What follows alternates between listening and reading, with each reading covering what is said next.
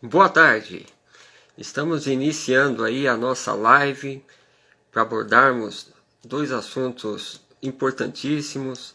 Um é a luta pelo banimento do amianto e a outra é para fazermos uma reflexão sobre o Dia Mundial das Vítimas de Acidentes de Trabalho. Enquanto as pessoas estão entrando aqui na nossa live, vou dando aqui os agradecimentos. Um forte abraço aí a todos os trabalhadores e trabalhadoras ligados aí ao Sindicato Nacional dos Auditores Fiscais. Um abraço aí para o Marcelo Giannino, que acabou de entrar. E um abraço para a Fernanda. Vamos ver aqui. Vamos chamar a nossa convidada. Solicitação enviada. Enquanto as pessoas vão entrando, aqui, a gente tenta fazer a conexão aí com a nossa querida e sempre auditora fiscal, Fernanda Gianazzi, uma especialista no assunto relacionado aí ao banimento do amianto.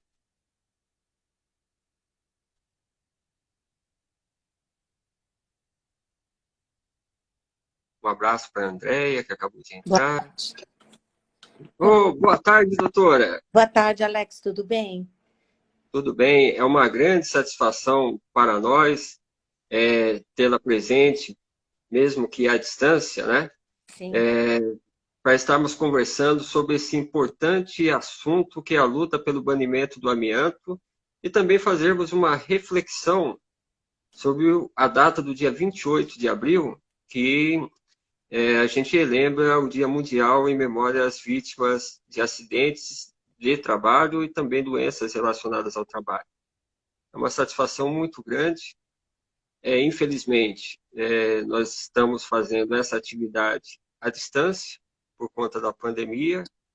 Nos anos anteriores, nós fizemos várias atividades presenciais, né? E então é uma coisa nova para mim, para você e para as pessoas que estão nos acompanhando nessa live. Mas, doutora, não dá para falar da luta pelo banimento do amianto sem falar de você. Você é uma auditora fiscal do trabalho, engenheira e é uma batalhadora para que o amianto seja banido, não somente no Brasil, mas no mundo todo. Né? E hoje você também está representando a Abreia. Né?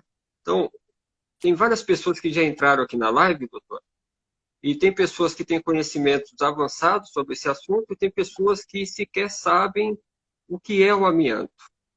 Então, eu inicio perguntando para você, obviamente, tu vai se apresentar, mas fazer um breve histórico, começando o que é o amianto, um breve histórico dessa luta pelo banimento no Brasil e no mundo. Fique à vontade, doutora. Bom, boa tarde a todos. Obrigada pelo convite. Eu sempre fico muito honrada com o convite feito pelo Sindicato dos Metalúrgicos, que é um parceiro de todos os momentos, todas as horas na nossa luta, né? Inclusive, foi um grande motivador para que a gente abraçasse essa causa. Tá? Então, eu cumprimento a diretoria, os companheiros Jorginho, Clemente, você, Alex e todos os demais, e os que aqui também estão interagindo. Eu vou lhes pedir, se por acaso, agora eu notei que a bateria do meu celular está um pouquinho fraca, e em qualquer momento talvez eu vá ter de buscar um conector, tá? Me desculpe, foi uma falha minha, eu não percebi isso antes, tá? Porque eu vim, como eu falei, eu fui fazer exames hoje e acabei vindo com o celular com uma carga muito baixa. Mas então, falando do amianto, né? Esse mineral fibroso, tá? Que está presente na natureza em quase todo mundo, né? Então não é uma exclusividade nossa, né? E que tem sido explorado desde os primórdios da civilização. Por quê? Porque é resistente, porque ele é incombustível. Então, o homem primitivo usava essa fibra que descolava da pedra, essa pedra cabeluda, né? Juntava com o barro para fazer refratários, né? Para poder cozer alimentos quando ele dominou o fogo. Então, ele tem tido utilidades das mais diversas em todo, né? Em toda a história da humanidade e mais, né? Recentemente, após a Revolução Industrial, e que ele ganhou assim uma importância enorme como isolante térmico das máquinas a vapor. E dali para frente, no início do século XX, no finzinho lá do século XIX, começo do século XX, um austríaco misturou com o cimento, fez uma experiência e deu uma liga muito resistente, que poderia ser moldada, essa liga. E aí temos o chamado fibrocimento ou cimento amianto, que foi utilizado em todo o século XX, e ainda em alguns países do mundo, para materiais de construção. Basicamente as telhas, tubulações, caixas d'água. E é esse material aí que é o que basicamente hoje move a indústria e alimenta essa indústria da mineração para suprir esse mercado de materiais de construção. Muito bom, doutor. A nossa luta, Alex, começa logo que a gente tomou posse no Ministério do Trabalho e nós tivemos aí o movimento sindical retornando, e com muita vitalidade, com uma pauta bastante extensa na área de saúde. E eu me lembro eu entrando no Ministério e já tendo contato com vocês, com os metalúrgicos de Osasco, que sempre foram referência nessa área, nessa questão da saúde dos trabalhadores. E a gente começou a estudar mais diretamente em 85, que nós começamos, eu com um colega médico, nós resolvemos já em plena abertura política, que havia aí espaço, para que a gente discutisse tematicamente algumas questões. E eu sugeri o amianto, até porque eu tinha tido uma experiência com materiais de EPIs, equipamentos de proteção individual, numa fábrica, onde o trabalhador me chamava a atenção, dizendo, olha, estão querendo substituir o amianto que a gente conhece por uma fibra, aí, por um outro material que a gente ainda não conhece. Tal. Aquilo me chamou atenção, me gravou. Tá? E a partir de um momento em que a gente teve contato diretamente com os sindicatos e as reivindicações, já se falava mundialmente na proibição. Eu me lembro que essa foi uma causa que o DIESAT já trazia algumas matérias sobre esse panorama mundial e reivindicações do movimento sindical. E a gente foi evoluindo, primeiro numa discussão se era possível se usar esse mineral, essa matéria-prima, de maneira segura. E ao longo desse período, de 85, nós fomos evoluindo esse debate, até que a gente chegou à conclusão de que não era possível. A tese do uso controlado ela não era factível, e com isso nós tivemos aí vários momentos, mudança da legislação, que passou a ser mais restritiva, não proibitiva, mas mais restritiva, que foi o anexo 12 da NR15, em 91. Mas eu acho que, para mim, pessoalmente, o divisor de águas foi a conferência da Rio 92, porque foi ali que nós tivemos a experiência de discutir esses temas, que eram sensíveis para a gente, com outros grupos formadores de opinião. Porque, infelizmente, o movimento sindical da construção civil, que era o setor que mais utilizava o amianto, naquela época, já quase 95% era da matéria-prima extraída no Brasil, já supria esse mercado, e eles estavam todos sob controle da indústria. Então, a gente percebeu que nós precisávamos fazer um diálogo com outros atores sociais. Evidentemente que sempre com os sindicatos que apoiaram esse banimento, essa luta pelo banimento, mas também com outros grupos de formadores de opinião, consumidores, vítimas, que até então não estavam organizadas no Brasil. E dali para frente, né, foi num crescendo, até que a gente formou a Abrea em 1995, aí em Osasco, né, onde existiu a maior fábrica do grupo suíço, né, que foi suíço, depois passou a ser controlado pelos franceses, que era o grupo Eternit. Tá? Foi a maior fábrica da América Latina, e foi aí que nós começamos, quando houve a demolição da fábrica para a construção do supermercado, né, do hipermercado Walmart, foi aí que a gente conseguiu reunir esses ex-empregados e, a partir daí, um movimento bastante, vamos dizer, vigoroso, um movimento muito comprometido, não só com as questões da saúde deles próprios, da indenização para os doentes, mas também para lutar para que outros não ficassem doentes. Fernanda Gianazzi, recebi aqui uma informação, na verdade, uma mensagem do Carlos Aparício Clemente, que é diretor do Sindicato dos Metalúrgicos de Osasco e região e coordenador do Espaço da Cidadania. Ele mandou a seguinte mensagem: Alex, lembre que a doutora Fernanda Gianazzi interditou a demolição da Eternit em 1995 e a demolição da empresa Lonaflex em 1999, por conta dos riscos aos trabalhadores e ao meio ambiente. Pois é, e o Clemente me deu hoje 2 presentes. Primeiro, cumprimento o Clemente, que é sempre a referência que a gente teve, logo que eu entrei no Ministério do Trabalho, praticamente foi o primeiro sindicalista que eu conheci numa luta contra as abriografias. Eu fiquei muito impressionada realmente com o empenho dele, mostrando que aquelas abriografias eram realmente feitas de qualquer jeito, né, pelas empresas e tudo. E, então, esse contato com ele, depois nós tivemos um evento também sobre a questão da CIPA, né? Então, assim, sempre foi um grande companheiro. E hoje ele me presenteou, né, com 2 recortes de jornais dos embargos dessas 2 obras. E eu agradeço muito ao Clemente, porque eu não tinha isso digitalizado, né? Com a minha saída do Ministério, muita coisa se perdeu, que eram físicos, né? Não se digitalizou tudo essa história.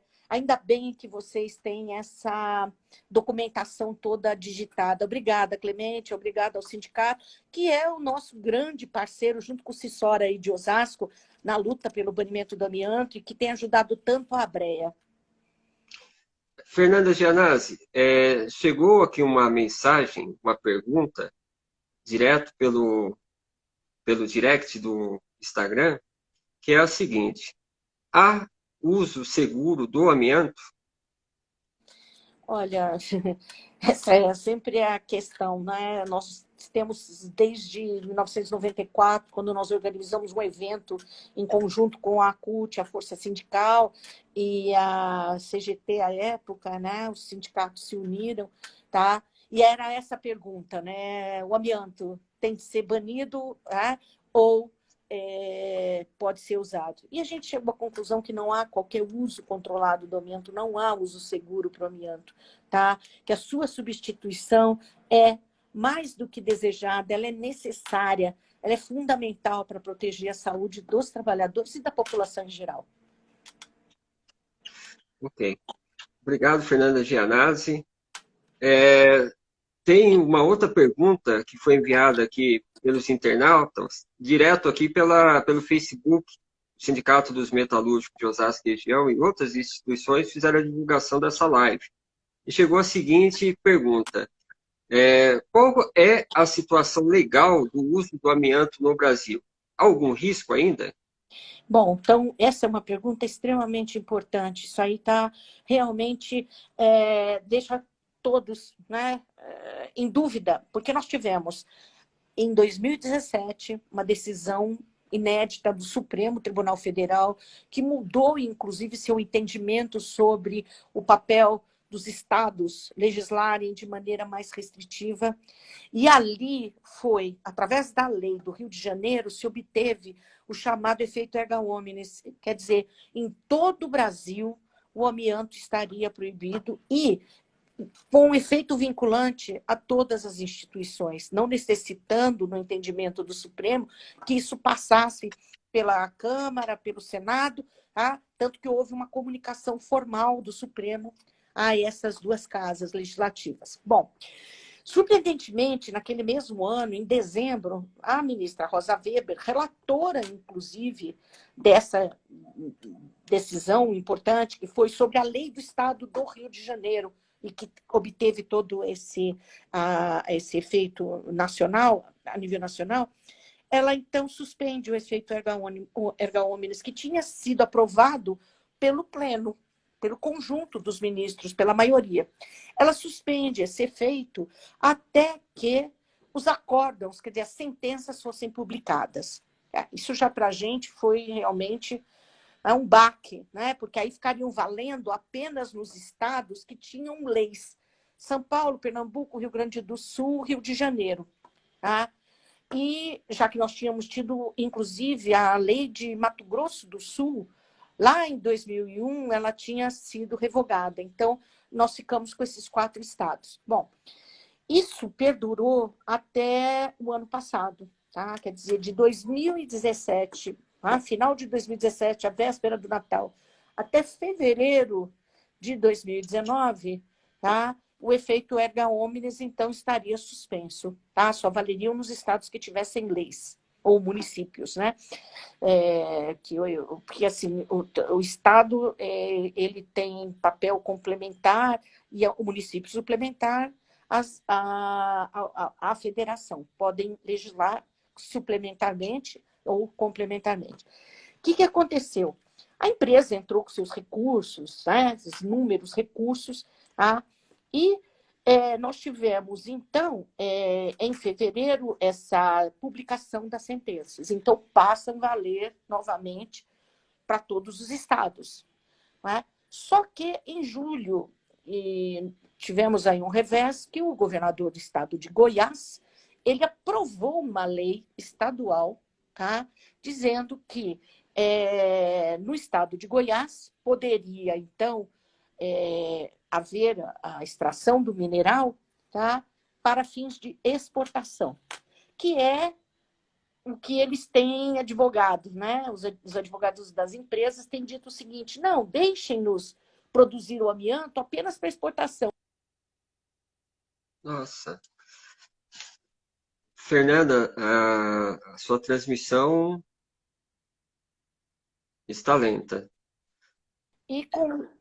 Oi? A sua transmissão estava lenta, agora normalizou. Normalizou. Entrou aqui o recado que eu estou com 10%. Bom, aí, o que houve com isso? Essa lei, ela já nasce inconstitucional, porque ela afronta uma decisão do Supremo. Quer dizer, o governo não pode ser menos restritivo do que uma decisão tida pela Corte Suprema, certo? Nós, aí, os procuradores do trabalho tiveram um papel muito importante, entraram com uma ação direta de inconstitucionalidade dessa lei, tá? Só que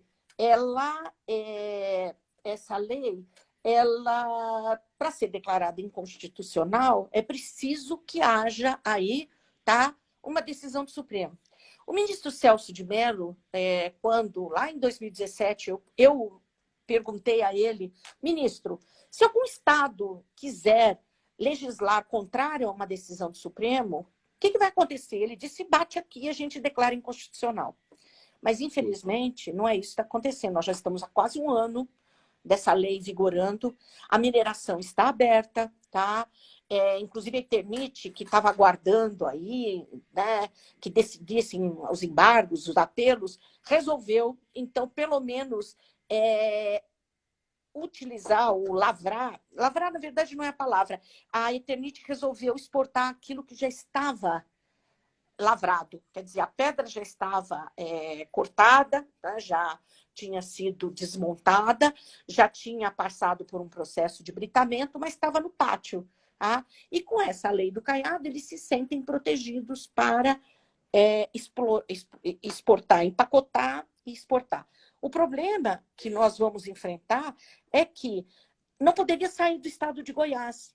E está saindo. Os caminhões estão saindo pela Belém-Brasília, tá? Indo aos portos do norte do país, né? E com isso, quer dizer, aquilo que está decidido pelo Supremo acaba sendo uma letra morta, se nós avaliarmos essa situação.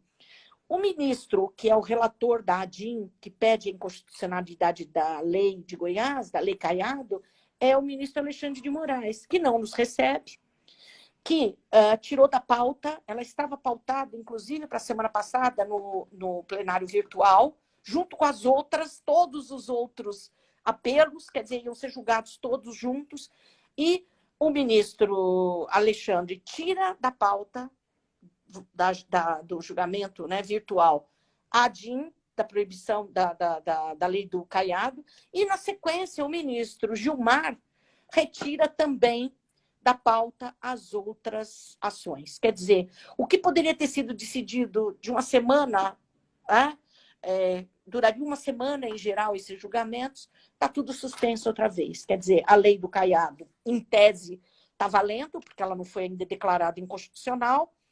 Nos outros estados, a lei de proibição realmente vale. Tá? Agora, como é que fica a fiscalização desses caminhões que saem de Goiás e que vão para fins de exportação? Não há nenhum mecanismo, a gente não tem visto nenhuma ação, nem da Agência Nacional de Transportes, né, rodoviários, da Polícia Federal, para impedir isso, infelizmente. Tá? Enquanto eu estava na fiscalização, aqui em São Paulo, a gente fez várias autuações junto com a Vigilância Sanitária, nós paralisamos vários caminhões que pretendiam entregar matéria-prima ou mesmo produtos acabados.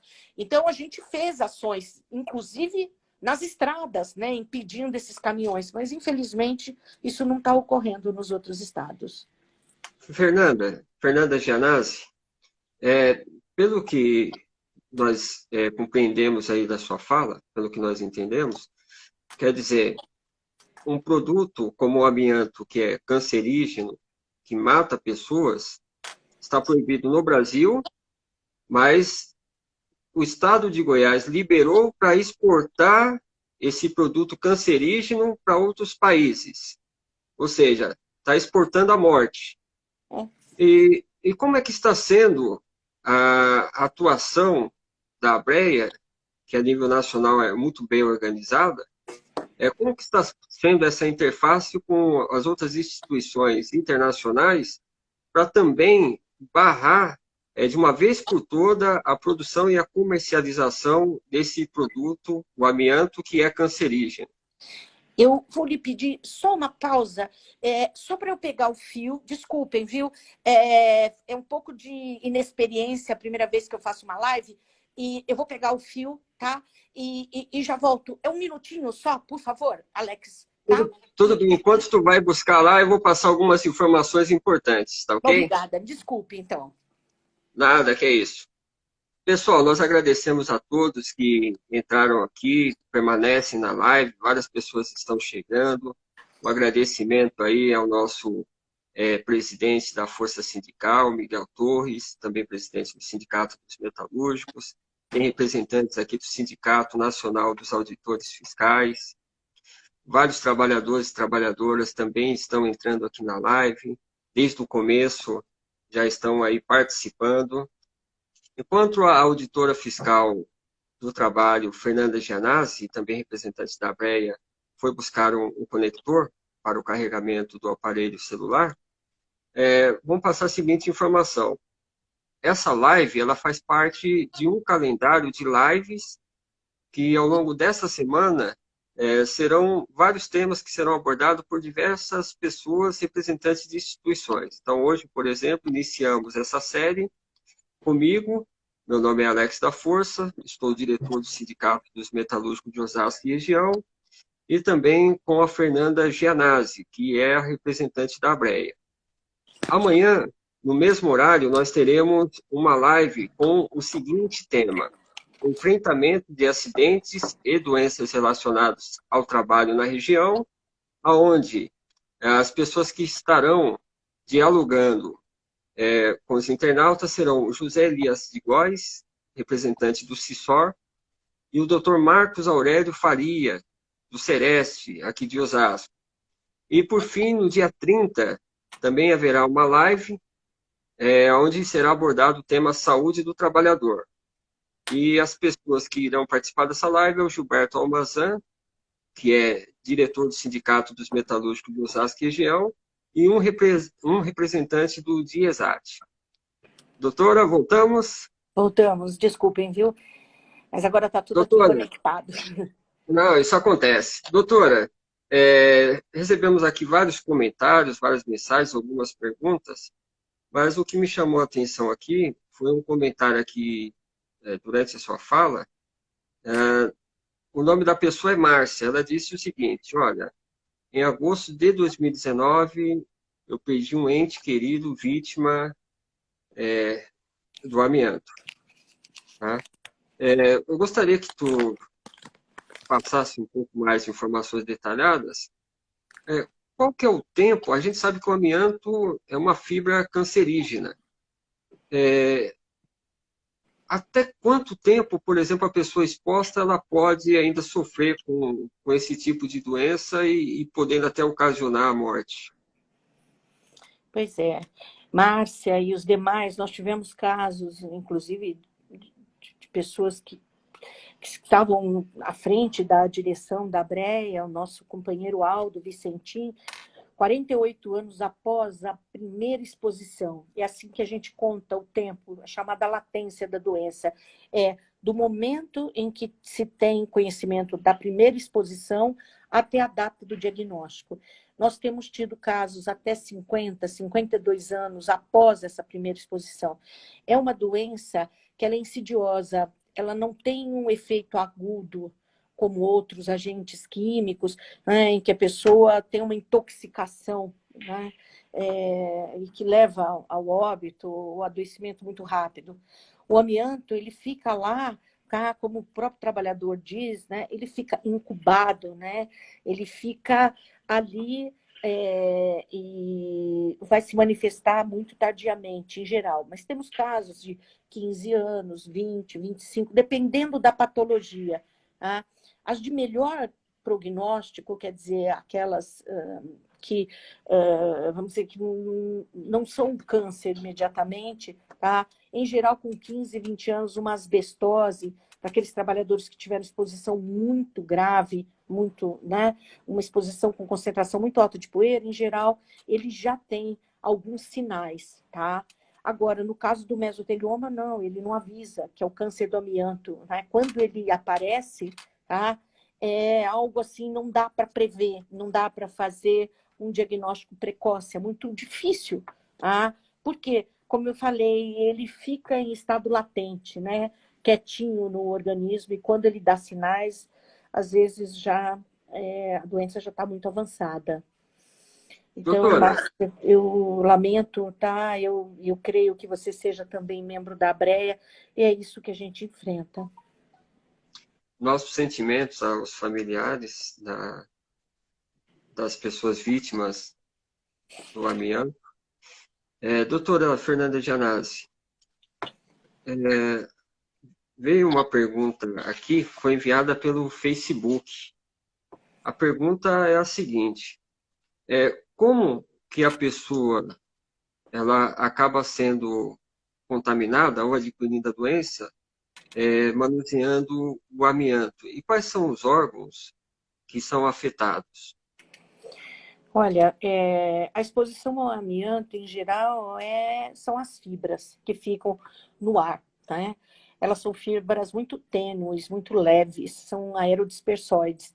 Então, o que acontece? O contato, em geral, é por via inalatória, né? Ou mesmo quando isso é deglutido, porque a gente tinha, por exemplo, na fábrica de Osasco, os trabalhadores, eles se alimentavam na produção. Quantas marmitas a gente encontrou em várias fábricas, eu creio que na Lunaflex também, o Clemente pode confirmar, os trabalhadores se alimentavam no próprio local de produção, quer dizer, um ambiente contaminado, né?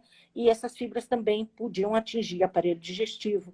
Então, assim, em tese, o principal aparelho respiratório, o aparelho respiratório é aquele que a gente tem a maior quantidade de de doentes no mundo, né? É o câncer de pulmão, é a asbestose, é o mesotelioma, placas pleurais. Em quase todos os trabalhadores expostos, a gente encontra as placas pleurais. Às vezes, elas também não dão sinais, elas são assintomáticas, né? Elas estão lá, mas não levam a uma falta de ar importante.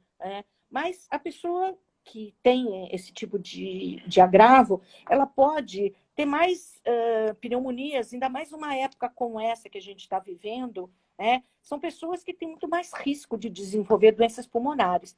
Inclusive, muita gente até é diagnosticada como tuberculose, tá? A mesma coisa que acontece com a silicose. Então, alguns diagnósticos acabam sendo mal feitos, por falta de conhecimento, por falta de tecnologia nos exames, né? Alguns exames são muito específicos, não são todos os locais em que nós temos, por exemplo, para fazer um exame que defina o mesotelioma, tá? É preciso, além de se provar que é um câncer, mas também tem lá uma técnica, né, um exame específico que vai dizer se é um câncer de pulmão tradicional, um adenocarcinoma ou se é um mesotelioma, tá? Então, os órgãos são os mais diversos. A gente encontra aí na literatura o câncer de laringe, câncer de ovário. Esses casos estão acontecendo com talco, que são recentes agora. É uma grande discussão que está tendo contra a Johnson Johnson nos Estados Unidos, o talco, contendo fibras de amianto, é um outro mineral contaminado com amianto que provocou câncer de ovário em várias mulheres. Então, assim, são esses os cânceres do aparelho digestivo, tá? São os mais comuns e que são reconhecidos como sendo relacionados ao amianto. Mas vira e mexe, aparecem alguns cânceres para a gente, assim, que exigem que a gente busque literatura, nem sempre ela está disponível, né? O conhecimento ainda não é tão grande, mas que são pessoas que tiveram exposição há anos a esse cancerígeno, tá? Só que às vezes não tem relatos tão visíveis, tão conhecidos, tá? Que deem um embasamento para os médicos e mesmo para os advogados que atuam nessas causas. Obrigado, doutora. Chegou também aqui uma pergunta. A pessoa diz o seguinte: olha, é comum nas periferias das grandes cidades ainda encontrar telhas e caixa d'água com amianto. A pessoa pergunta, caso faça a troca, qual a orientação para fazer a destinação tanto da caixa quanto das telhas com fibras de amianto? Pois é, esse é um grande problema que a gente tem, tá? A destinação dos resíduos. Nós não temos aterros públicos, tá? E são raríssimos os municípios que já dispõem de uma coleta seletiva de materiais como pilhas, pneus, telhas de amianto. Isso a gente viu aí em pouquíssimos municípios, né? O grande gerador, né, ele tem aterros privados, existem 3 no estado de São Paulo, que recebem esse material e tem um custo elevado. Agora, para o pequeno gerador, para o munícipe, ele fica dependendo do poder público, né? Em geral, vai para uma caçamba ilegal, tá? A caçamba ilegal depois joga em qualquer terreno baldio, porque não são recebidos. Se vocês quiserem levar num ecoponto, eles não recebem. Se quiser levar, além dos ecopontos, se você quiser colocar em caçambas legalizadas, eles não aceitam, tá? Então, esse é um grande dilema que nós temos e que não está resolvido. A gente tem conversado aí, a ABRE tem feito um trabalho intenso de cobrar das autoridades que a gente tenha uma coleta seletiva, um cata-bagulho, né, material, e que não seja jogado de maneira irregular. Mas isso aí não está resolvido. Infelizmente, não está resolvido. Chegou aqui também um comentário da Fernanda. Ela diz o seguinte: olha, há relatos, e eu peço para que a doutora confirme, há relatos de que os trabalhadores, tanto da Eternit quanto da Lonaflex, eles levavam suas vestimentas para suas residências e as suas esposas, mães, faziam a lavagem do uniforme. E ela cita aqui que há vários casos onde as mães, as mulheres, enfim, que faziam a lavagem dos uniformes acabaram se contaminando e algumas, infelizmente, até morreram. É verdade. Isso está descrito abundantemente na literatura médica, filhos, tá? Que não trabalharam nas fábricas, mas que seus pais vinham com as roupas contaminadas para casa, contaminavam os filhos pequenos e eles iam desenvolver essa doença lá, né? Quando estivessem mais velhos. Esposas, nós tivemos caso aqui em Osasco, inclusive, de esposa, que o marido e o filho trabalharam na fábrica, eles tiveram, o pai teve uma asbestose, o filho placas pleurais, e a mãe desenvolveu a doença mais grave, o mesotelioma. Então, assim, é um problema de saúde pública, ele não é restrito apenas quem trabalhou. Alguém perguntou, tá?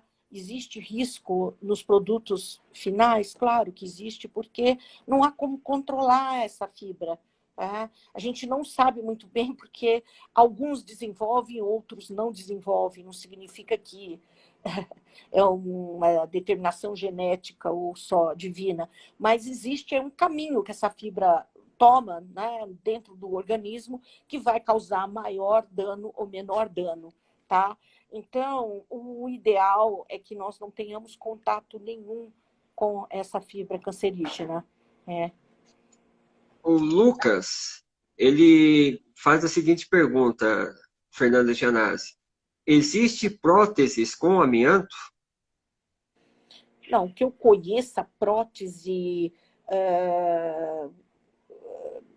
de órgãos para substituir, tá?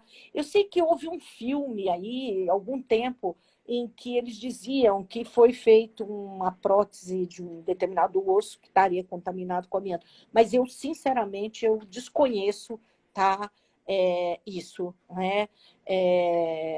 O amianto, ele, em geral, por exemplo, uma prótese dentária, a gente sabe que muitos dentistas usaram telas de amianto para poder fazer aquecimento do material, tal, mas não que a prótese em si tenha sido feita com amianto. Eu realmente desconheço. Eu só soube disso através de um filme, que eu não sei se é ficção ou não, que a prótese estava contaminada e que acabou aí tendo um dano maior para o organismo, mas realmente nada que tenha sido publicado em literatura médica que a gente pudesse dar o devido valor científico. Eu, pelo menos, desconheço. Eu estou Doutora vendo... Fernanda Gianazzi, o Valdir Sabino, ele coloca a seguinte questão. Com relação aos trabalhadores e trabalhadoras que deixaram de trabalhar com amianto, há algum acompanhamento da saúde por algum tempo, após o funcionário deixar a empresa? A obrigação legal é que as empresas acompanhem a saúde desses empregados, né, os ex-empregados, até 30 anos após a demissão, né, após a saída da fábrica, por qualquer motivo que seja, demitido ou demissionário.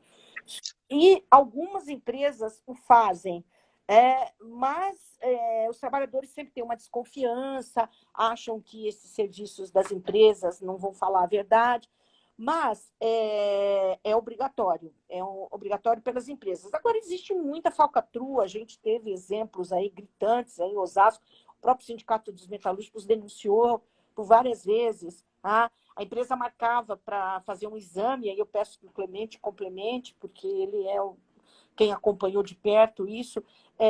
Chegava no local, era um terreno baldio, não tinha nada, tá? O endereço informado para fazer os exames, ou em clínicas que eram meia-boca, clínicas que não tinham nem expertise para fazer esses exames. Agora, é obrigação?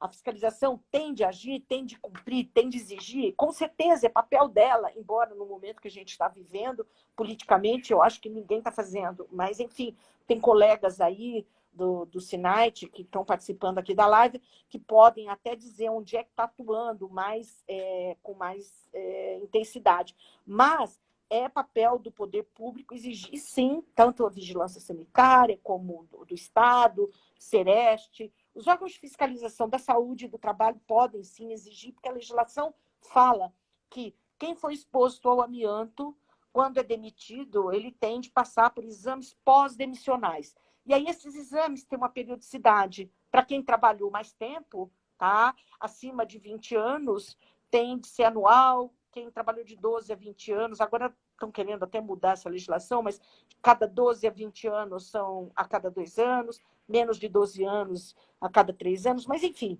é importante. Agora, eu aconselho aos trabalhadores que não estão tendo essa vigilância, que não está acontecendo isso, a empresa não está cumprindo, tá, adequadamente, que procurem os Serestes, os órgãos de saúde do município, tá, a área de saúde do trabalhador, tá, para que isso seja exigido, que seja feito, né? Porque é um direito do cidadão e um dever do Estado. O Estado não pode se omitir.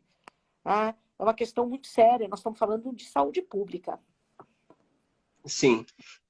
Doutora Fernanda Gianazzi, tem um comentário aqui do Lucas, ele diz o seguinte: aqui em Minas Gerais tem centenas de pessoas contaminadas porque os órgãos não fiscalizam.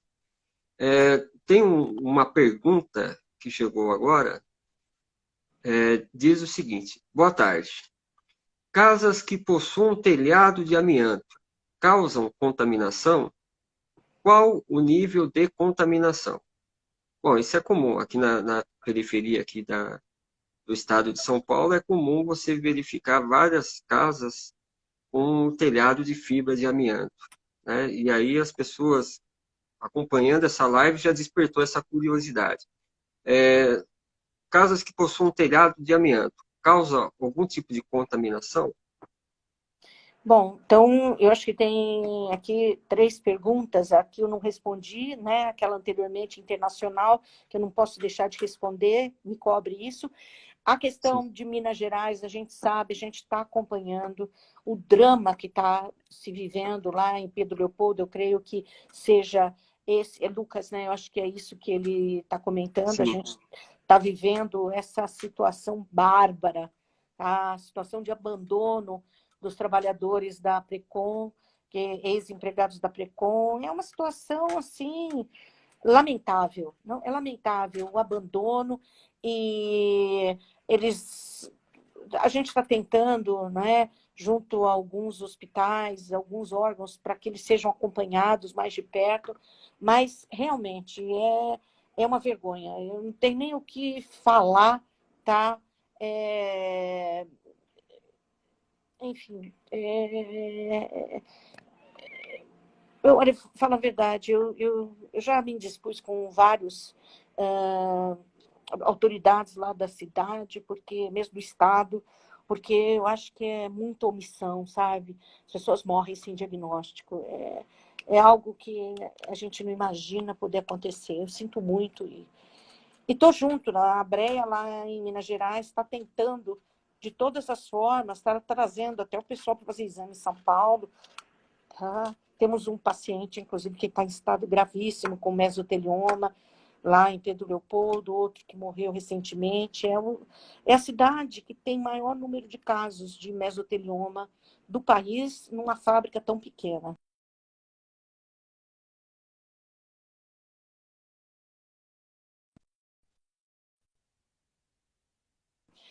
O grande problema é quando esse material começa a ficar desgastado, né? Efeito de chuva, efeito de ventos, né? Aqui em São Paulo, variação térmica, né? Hora muito úmido, hora muito seco. Então, vão aparecendo microfissuras e vão soltando essas fibras. Então, quem tem cobertura direto, né? Não tem uma separação, não tem um forro, tá? Está mais exposto, é um risco maior. Então, o que a gente aconselha? Quem tem telhado, se possível, cobrir, tá? Um forro, nem que seja uma proteção de um madeirite, tá? Para isolar esse forro, caso esse material vá se esfarelando e pelo menos não caia diretamente dentro dos ambientes onde a família fica.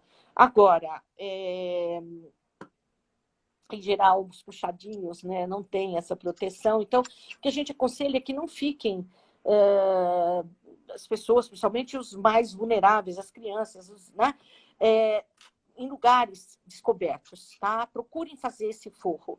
Quando possível, troquem essas telhas. A caixa d'água, evitem lavagens com escova de aço, né? Que retira a proteção de cimento e libera as fibras para a água.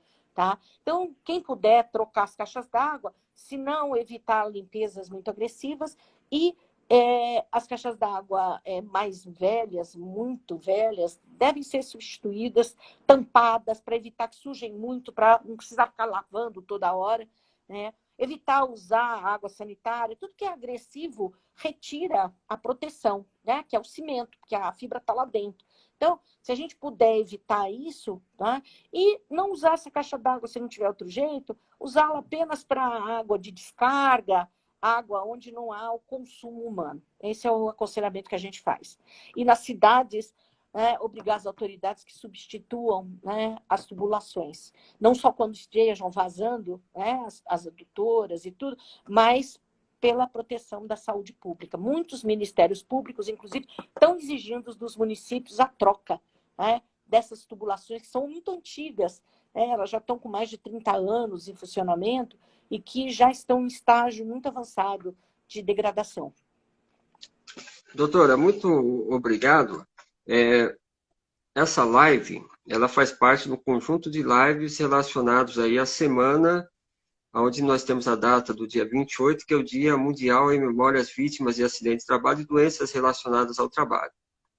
Como o Instagram, ele limita um tempo de utilização da nossa comunicação para a live, nós temos um pouco mais que 10 minutos. Ok. Né? Então, eu vou pedir para você, Fernanda Gianazzi, fazer um comentário breve e também já partir para as considerações finais, para a gente finalizar a live. O ano passado, nós recebemos aqui na cidade de Osasco uma delegação de pessoas vindo dos mais variados países. E chegou em minhas mãos, está lá no site da ABREA também, um ofício que vocês fizeram, a ABREA e outras instituições do Reino Unido, do Japão, da Indonésia, da Índia, falando justamente daquela questão da reabertura da mina lá no estado de Goiás. Então, falar um pouco sobre essa questão dessa luta internacional pelo banimento do amianto e também já partir já para as considerações finais para a gente não ser derrubado aí pelo Instagram.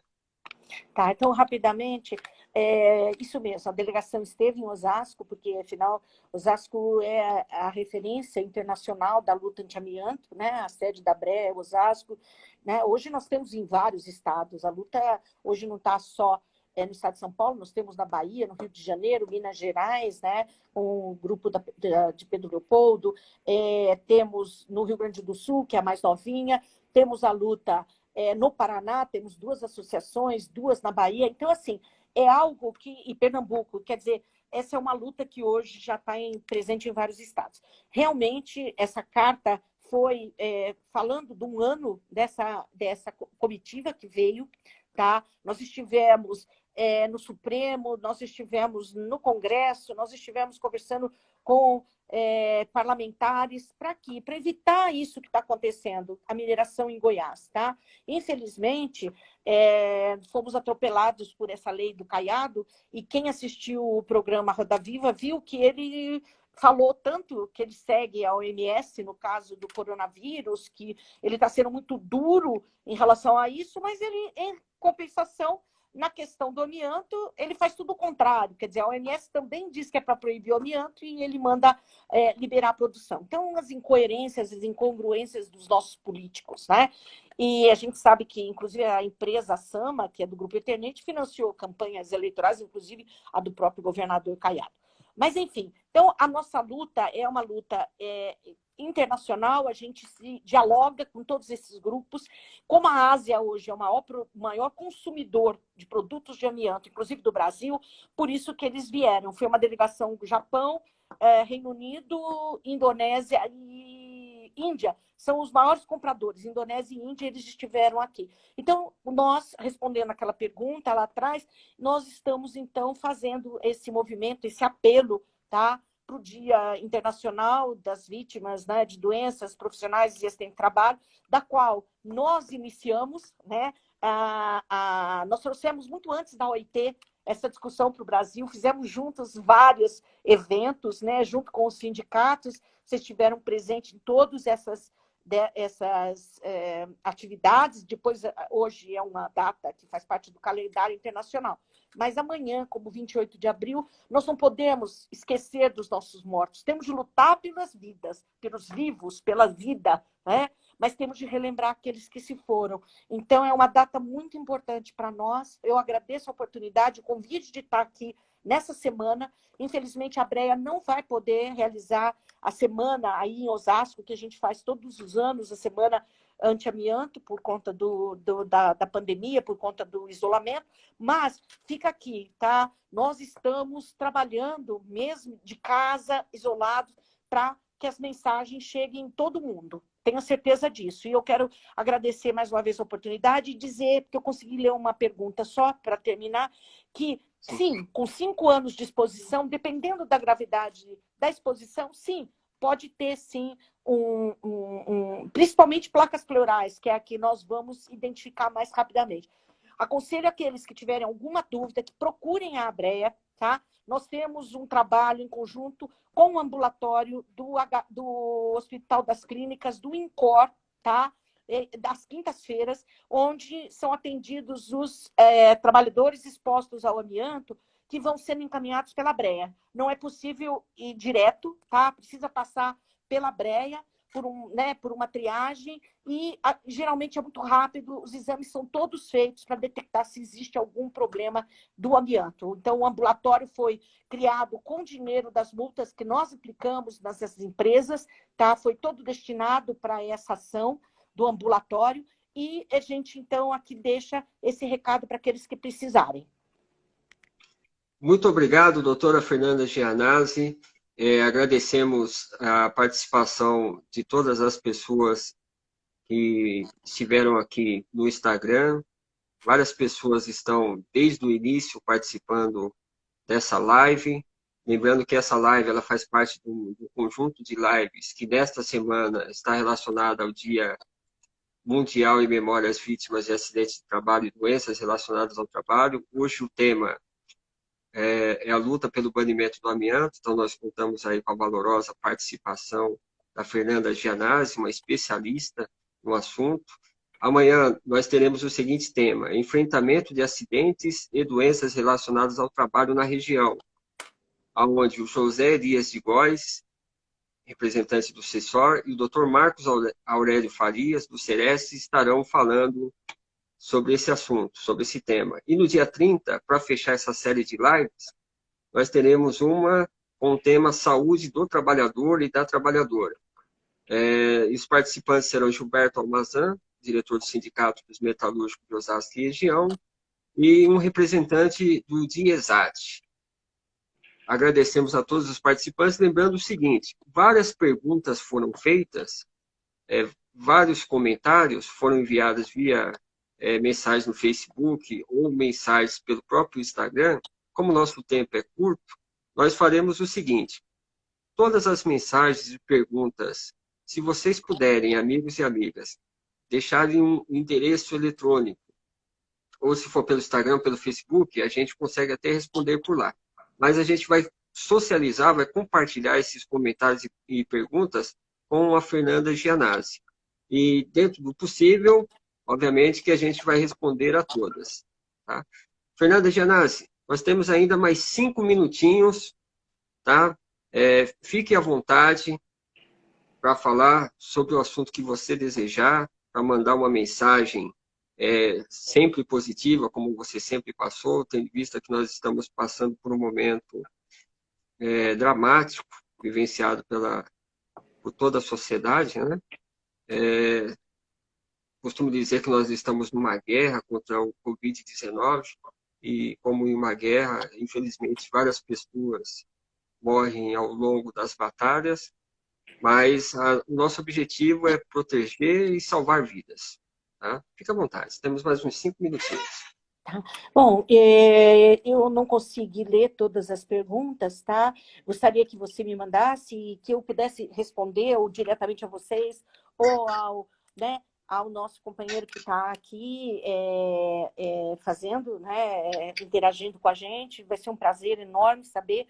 E digo o seguinte, aqueles que ainda não conhecem o nosso trabalho da Abrea, tá? Por favor, entrem no nosso site www.abrea.org.br.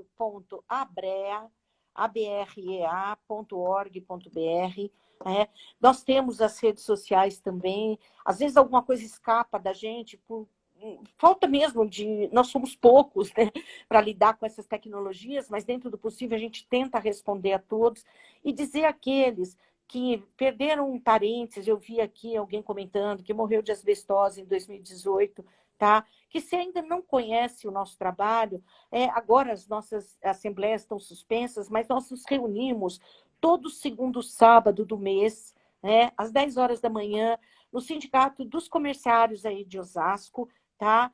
Bem no centro, ali no calçadão, tá? Onde a gente passa a maior parte das informações. Temos uma lista no WhatsApp também, para a qual a gente comunica, nós nos comunicamos com as pessoas diariamente, trazendo as informações, principalmente num momento difícil como esse, que nós estamos isolados, né? Temos de ficar em casa. Lembrando que o exposto ao amianto tem, além da idade, que a maioria, né, principalmente na região de Osasco, São Caetano do Sul, aqui no estado de São Paulo, Capivari, que é um outro grupo que a gente acompanha também de perto, é grupo de risco, né? Então, fiquem em casa, tá? Não ouçam o que estão dizendo por aí, pessoas totalmente despreparadas. Não é uma gripezinha, eu estou com um familiar na UTI, tá?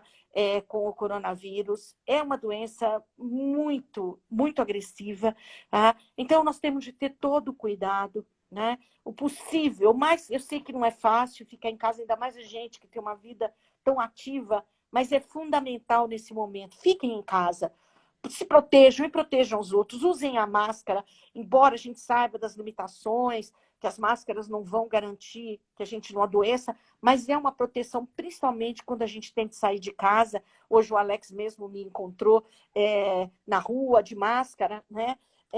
Então, fazendo o teste, preciso fazer o teste, porque eu fui exposta a essa situação com essa parente que está na UTI, embora ela esteja sob controle, mas a gente sabe que o risco é muito grande, tá bom? Então, eu deixo um abraço muito grande para vocês. Estou em casa, estou trabalhando em casa, atendendo a todas as chamadas, atendendo os casos, principalmente Pedro Leopoldo, que é onde a gente está vendo que está sendo uma carnificina, tá? Uma cidade tão próxima de Belo Horizonte, de uma capital, e tão abandonada, tá bom? Um abraço a todos vocês, aqueles que fazem parte da Abrea, aqueles que queiram fazer parte da Abrea, entrem no nosso site, lá tem os contatos, conversem com a gente, nós estamos à disposição.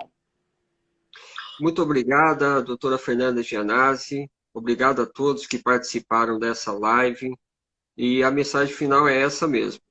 A orientação é: fique em casa. Se tiver que sair, use máscara, faça a higienização das mãos, lave as mãos com água e sabão. Quando não houver água e sabão, utilize álcool em gel.